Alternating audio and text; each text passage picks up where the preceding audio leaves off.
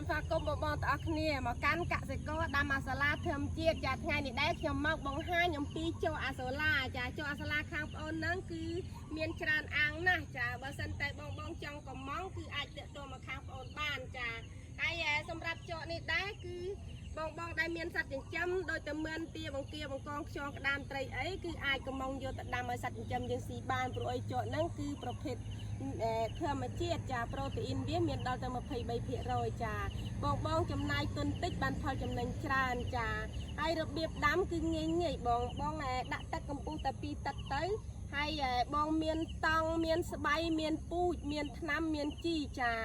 ហើយខាងប្អូនហ្នឹងគឺមានរៀបចំជាឈុតចាឈុត80000 90000 70000 150,000ចា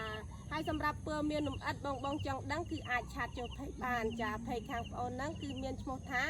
កសិករដាំអាសូឡាធម្មជាតិចាហើយថ្ងៃនេះដែរខ្ញុំសូមអរគុណសូមជម្រាបលា